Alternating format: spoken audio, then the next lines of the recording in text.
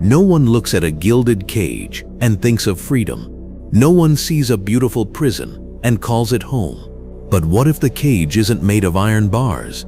What if it's woven from the very light you've been taught to worship? What if your spiritual journey, the path promising liberation and ascension, is just another loop in an invisible trap? I'm talking about a deception so vast, so ancient, it has shaped every corner of your reality. The architects of this illusion haven't been hiding in shadows. They've been operating in plain sight, concealed by your own conditioned inability to recognize them. This knowledge was buried for a reason. Texts burned, teachers silenced, seekers hunted. Because once you understand the mechanism, once you see how the trap functions, the entire game begins to unravel. And those who benefit from your blindness have spent millennia making sure you never ask the questions I'm about to ask. Are you truly ready to see what's been hidden? Are you prepared to discover that the chains binding your soul aren't forged from metal or doctrine, but from light itself? A luminous snare, so convincing, so mesmerizing, that billions of souls mistake their prison for paradise. Stay with me. What you're about to learn will reshape not only how you view death, but how you navigate every single moment of your existence. Because the greatest deception isn't happening in some distant afterlife. It's happening right now, and you are living inside it. The unearthing of forbidden truths. A farmer, Muhammad Ali al-Saman, struck his mattock into the earth, searching for fertile soil. Instead, he unearthed a sealed jar. Inside, carefully wrapped in leather and papyrus, lay 52 ancient texts. These scriptures had been deliberately hidden for over 1,600 years. They weren't lost by accident. They were buried by those who foresaw what was coming. The systematic erasure of a cosmology so dangerous to the emerging power structures that merely possessing these words could mean death. These texts spoke of something the orthodox authorities could not allow, a different creation story, a darker genesis. They revealed that the God of this world, the deity demanding worship, obedience, and sacrifice, was not the true divine source. He was an impostor, a false creator. The Gnostics called him Yaldabaoth, the Demiurge, the blind god who believes himself supreme, utterly unaware that he is merely the flawed offspring of a cosmic tragedy. Let me take you back further, to the realm beyond realms. The Gnostics described the pleroma, the fullness, an infinite expanse of pure consciousness, where the true divine dwells in complete wholeness. Within this luminous totality existed the aeons, vast intelligent emanations of the source, each expressing different aspects of divine perfection. Among them was Sophia, whose name means wisdom. Sophia, in her boundless creative passion, desired to know herself more fully. She yearned to create, but she created alone, without her divine counterpart. And from this imbalanced act of creation emerged something unprecedented. Yaldabaoth, a being malformed, ignorant, yet immensely powerful. In his ignorance, he looked around and saw nothing greater than himself. So he declared, "I am God, and there is no other beside me." He had no memory of the pleroma, no awareness of the true source. He genuinely believed his own proclamation, and then he began to build. He constructed this material realm, this cosmos of matter, time and death, as his kingdom. But he wasn't alone. To maintain his creation, he generated the Archons, parasitic entities, serving as his enforcers, his prison guards. Their function, to keep souls trapped in matter, recycling endlessly through incarnation, feeding the system with their divine essence, the spark of the true God that every human soul carries within. This isn't just mythology. The Gospel of Philip, discovered at Nag Hammadi, states it plainly. The rulers wanted to deceive man, since they saw that he had a kinship with those that are truly good. They took the name of those that are good and gave it to those that are not good, so that through the names they might deceive him. Think about that. The deception isn't about hiding the truth. It's about switching the labels, inverting the symbols. So you worship your captor while believing you're honoring your liberator. The Apocryphon of John describes how the Archons operate, through manipulation of perception, through the implantation of false desires, through the fog of forgetfulness that descends upon souls entering physical birth. Early Christian mystics understood this. Origen, before he was declared heretical, wrote about the pre-existence of souls and their descent into matter as a fall from grace. The Cathars of medieval France taught similar doctrines and were massacred for it, their teachings erased in one of history's most brutal genocides. Even beyond Gnosticism, echoes appear. The Tibetan Book of the Dead warns of deceptive lights and visions during the death transition. It urges the soul to discern truth from illusion. Hindu Advaita Vedanta speaks of Maya, the cosmic illusion veiling our true nature. The Book of Enoch describes the Watchers, fallen beings who corrupted humanity. Different languages, same warning.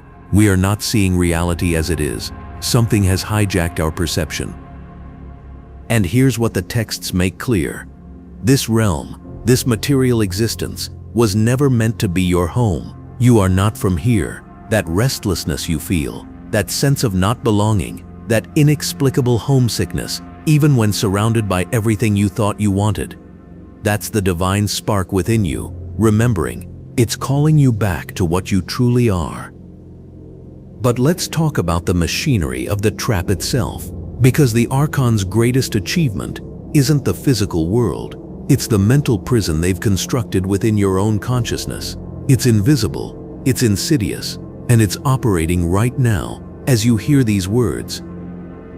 If you're finding yourself drawn into these ancient mysteries, if these forbidden truths are resonating deep within you, then you're part of a growing number of souls awakening to a deeper reality. This channel is dedicated to uncovering these hidden paths, to challenging the narratives that keep us bound. Don't miss out on what comes next. Take a moment right now to subscribe. Join our community of truth seekers. The mental prison of distraction. First, understand this. The primary weapon of the Archons is distraction, not the crude, obvious distractions of entertainment or vice, though those serve their purpose. I'm talking about spiritual distraction, the kind that makes you chase endless practices, accumulate teachers, attend retreat after retreat, believing that liberation is always one more workshop away, one more initiation, one more level of attainment. What if that very seeking is the trap? What if the structure of the spiritual path itself is designed to keep you walking in circles, never quite arriving, because arrival would mean you'd stop feeding the system? The On the Origin of the World text describes how the Archons cast a trance over Adam. They made him fall into a deep sleep, not physical sleep, but a stupor of consciousness, a dimming of awareness. You've been in that trance your entire life. Every human has. We're born into it, educated into it, socialized into it. The trance is the belief that this material realm is the primary reality, that your body is who you are, that death is the end, that the authorities of this world, religious, governmental, scientific, have your best interests at heart. But it goes deeper. The Archons feed on certain emotional frequencies: fear, guilt, shame, despair, confusion. These aren't just unpleasant feelings, they're energy. Luch, some researchers call it. Though the Gnostics had no such term, they understood the principle. Your suffering sustains the system. That's why the world is structured to maximize it. Wars, poverty, disease, trauma, these aren't unfortunate byproducts of a flawed civilization. They're features, not bugs. They're harvest mechanisms. Think about how religion has been weaponized. The concept of original sin. You're born broken, inherently flawed, requiring external salvation. Doesn't that sound like something a captor would tell a prisoner? You need me, you're helpless without me, worship me, obey me, sacrifice for me, and maybe, just maybe, I'll grant you freedom. But here's the trick. Freedom never comes, because there's always another rule, another test, another life to live more perfectly. The carrot stays forever out of reach. Death, the ultimate deception. And death is where the deception reaches its apex. The secret book of John describes the Archons' operation at the moment of death. They will take the soul into a place where there will be darkness, and they will bring it into the darkness of the mouth of the Demiurge. You've heard of the tunnel of light, haven't you? That beautiful, peaceful luminescence that near-death experiences describe. The loving beings beckoning you forward. The overwhelming sense of coming home. What if that's the reset button? What if that light is the lure that brings you back into incarnation, wiping your memory clean, implanting new desires and karmic debts, ensuring your return for another cycle? The texts warn about false lights.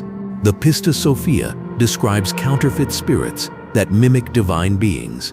The Book of Job speaks of receivers, entities whose function is to guide souls back into bodies, back into the wheel. In Tibetan Buddhism, the Bardos describe various illusory phenomena during death, tests of discernment where most souls fail and get recycled. Different cultures, same mechanism. It's not paranoia, it's pattern recognition.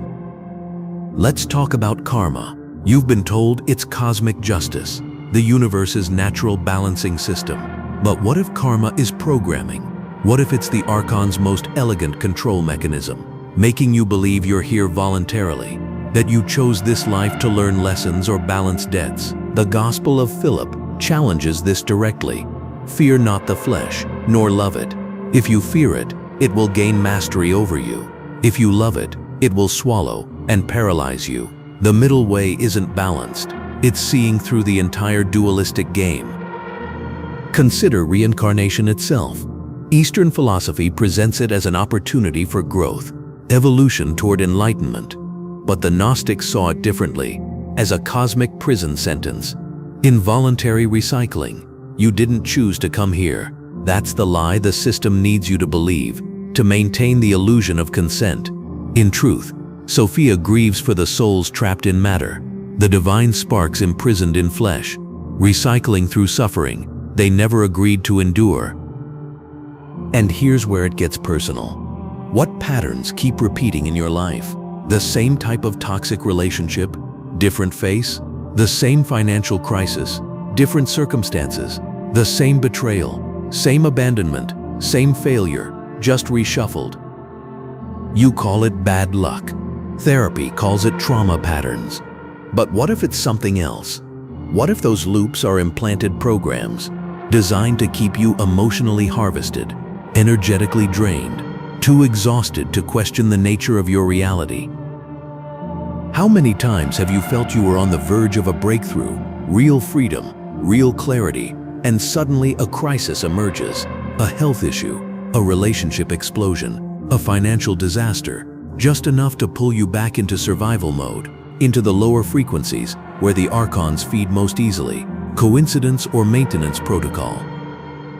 The texts describe how the Archons manipulate through the Heimarmei, the sphere of fate, the illusion of predestination. They want you to believe your life is scripted, that you're powerless, that the future is fixed, because a soul that believes it has no agency won't rebel. It will endure, comply, obey, and most dangerously, it will judge others who resist, becoming an unwitting enforcer of its own prison. Look at the world. Look at the wars that never end, the cures that never come, the prosperity that concentrates upward while the masses struggle. Look at how institutions meant to heal, instead manage symptoms, how religions meant to liberate instead control, how governments meant to serve instead dominate.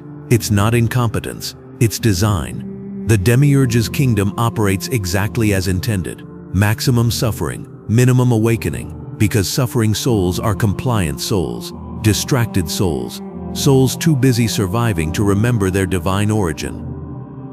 The illusion of consent. What's your role been in all this?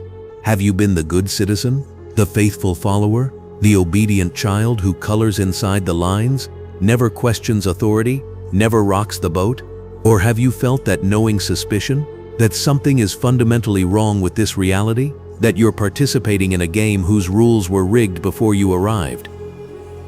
That feeling, that's not a mental illness, that's not nihilism, that's the divine spark within you screaming truth through the static of the programming. Are you beginning to see it? The scope of the deception. It's not a conspiracy in the conventional sense. Secret rooms, hidden meetings, shadowy cabals.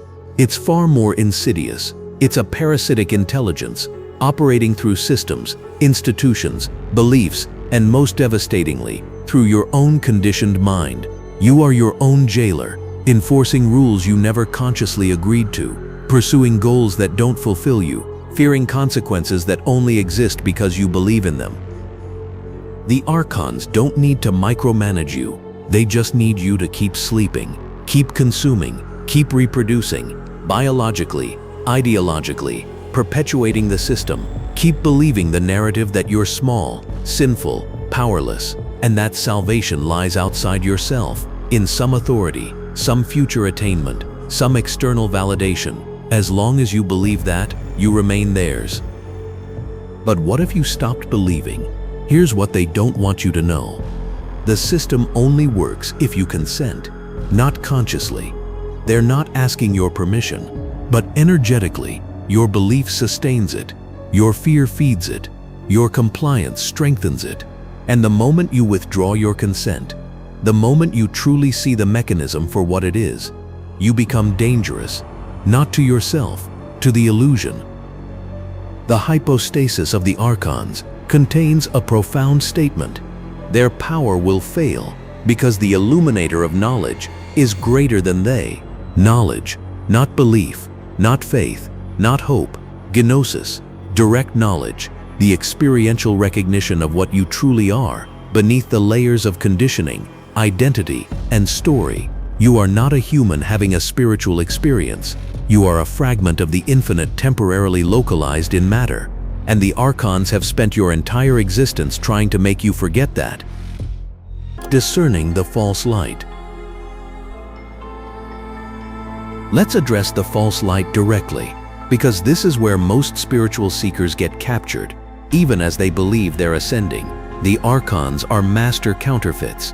They can simulate love, peace, bliss, all the feelings associated with genuine spiritual experience. The Pistis Sophia warns that counterfeit spirits will approach the soul at death, claiming to be guides, angels, ascended masters, even deceased loved ones.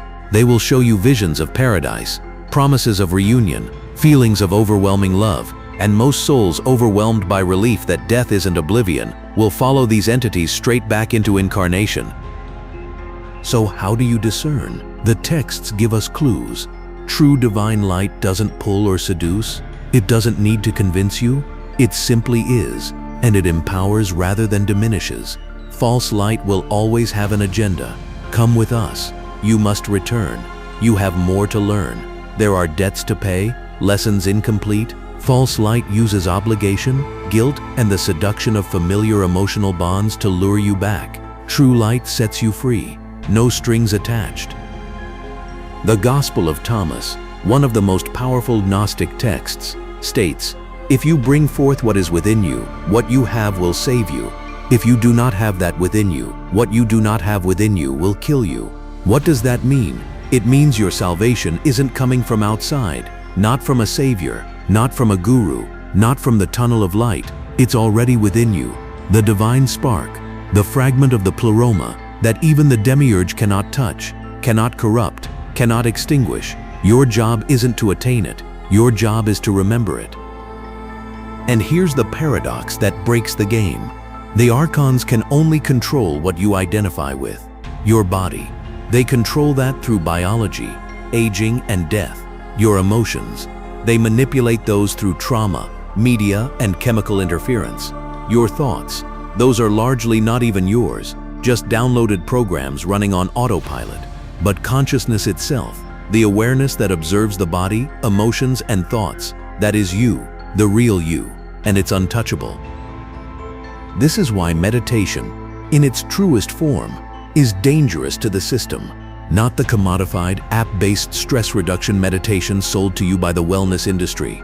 I'm talking about the practice of disidentification, resting as the witness, the observer, the consciousness prior to thought. When you abide there, even briefly, you step outside the Archon's jurisdiction. You're no longer in the game, you're watching the game. And in that watching, you remember you're not the character, you're the player, and the player can always unplug. The texts speak of the bridal chamber, a Gnostic metaphor for the reunion of the soul with its divine counterpart, the restoration of wholeness. This isn't about romantic partnership in the worldly sense. It's about integrating the fragmented aspects of your consciousness, healing the split between spirit and matter, masculine and feminine, divine and human. When that integration occurs, you become whole, and wholeness cannot be controlled. Think about the divine feminine for a moment. Sophia, wisdom. The Gnostics revered her, understanding that the creative principle, the bridge between formless consciousness and manifest reality, was feminine in essence. Is it any wonder that patriarchal religions spent millennia suppressing, demonizing, and erasing the feminine? Not just women, but the entire principle of intuition, receptivity, inner knowing, because the feminine principle is what connects you to the pleroma, to the truth beyond words and doctrines. She's the antidote to the Demiurge's rigid, lifeless law. If you're captivated by these ancient Gnostic revelations and hungry for more deep dives into forbidden knowledge, I've curated a special playlist just for you. It contains hours of content exploring demons, angels, forgotten texts, and esoteric concepts that challenge everything you thought you knew. You'll find the link to this esoteric knowledge playlist in the pinned comment below this video. Go there and continue your journey into the hidden truths. Practical steps to breaking free. So what does liberation actually look like? It's not escape in the conventional sense. You can't run from what's inside your own consciousness. It's transformation. It's the alchemical process of turning the lead of ignorance into the gold of gnosis. And it begins now, not at death. Every moment you choose awareness over automaticity, you weaken the chains. Every time you question a belief you've held since childhood, you loosen a link. Every instance you refuse to feed the lower frequencies of fear and hatred, you starve the Archons. The secret book of John describes the ultimate revelation. I am the forethought of the pure light. I am thinking of the virginal spirit. Arise and remember what you are. You are being called to remember, not to learn something new, but to unlearn the lies, strip away the false identities, and recognize what you've always been. And here's what makes this moment in history unprecedented.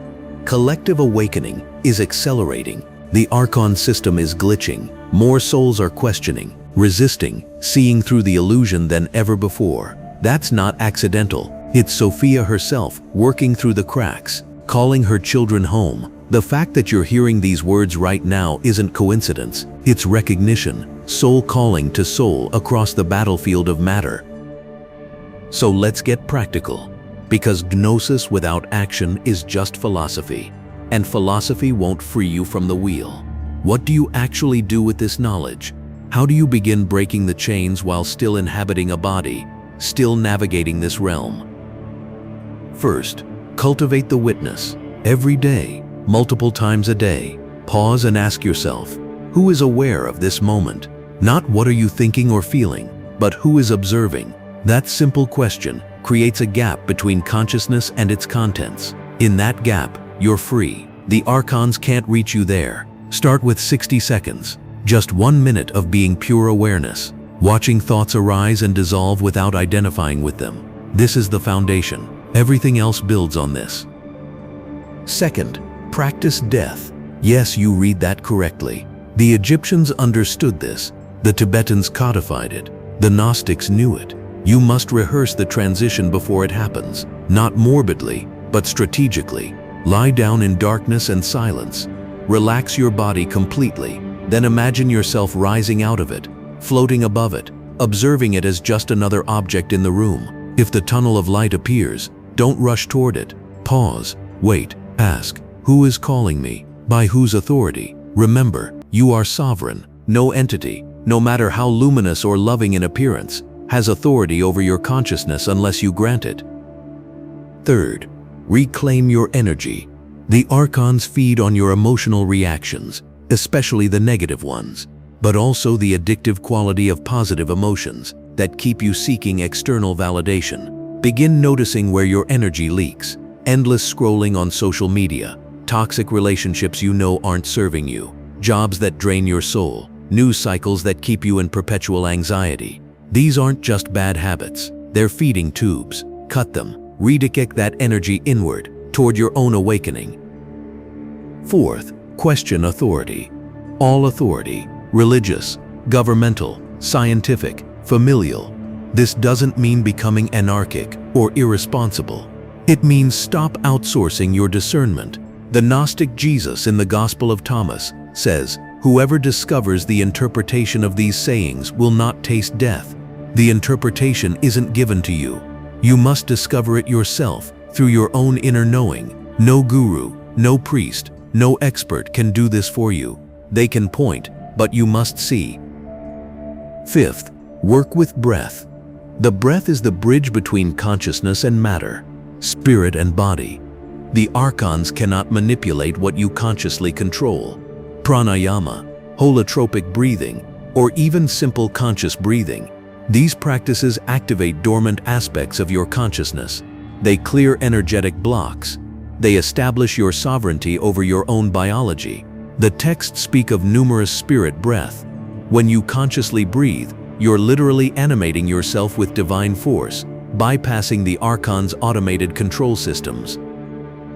Sixth, embrace the dark night. Spiritual awakening isn't all bliss and light. That's the New Age distortion. True gnosis involves facing the shadow, the pain, the rage, the grief of recognizing how long you've been deceived. Let it come. Feel it fully. The Archons want you to bypass this process, to jump straight to love and light, because unprocessed pain becomes their food. But fully felt and integrated, it becomes your power. Sophia herself descended into the darkness. Your willingness to face yours is what makes you her child. Seventh, build sovereignty. Learn skills that make you less dependent on the system. Grow food, learn to heal, create art, develop your mind, build genuine relationships based on truth, not social programming. Every step towards self-sufficiency is a step away from the archontic grid. They need you dependent, helpless, convinced you can't survive without their systems. Prove them wrong. Eighth, practice discernment, especially with spiritual teachings. The Archons have infiltrated everything, including and especially the spiritual marketplace. If a teaching makes you feel powerless, dependent, perpetually inadequate, or if it requires intermediaries between you and the divine, it's compromised. True gnosis always empowers, always points you back to your own inner authority, always liberates rather than binds. Ninth, remember the divine feminine within, not as a gender, but as a principle. Intuition, receptivity, creation, the capacity to birth new realities. The Demiurge is all force, control, rigidity, law. Sophia is flow, wisdom, creative chaos, love. Balance these within yourself. The sacred marriage isn't out there, it's inside you. 10th, forgive yourself for all the years you didn't know, for all the times you complied, conformed, forgot. The Archons use guilt as a chain. But you were born into this trap. You didn't create it. Yes, now you're responsible for your awakening. No one's coming to save you, but that's empowerment, not burden. You are already free. You've just been convinced otherwise. Every moment you remember that truth, the game weakens. And when death comes, because it will come for this body, remember these words. The light will appear. Entities will call to you. Emotions will flood through you. And in that moment, you must do something most souls never do. Pause, be still, rest as the awareness that observes even death itself. Ask the hard questions. Where does this light lead? What are the terms of following you? Do I have other options? And most importantly, who am I really, beyond this body, this life, these memories?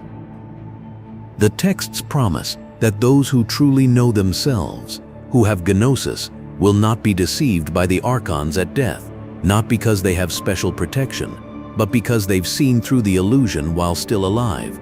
Death holds no power over one who knows they are deathless.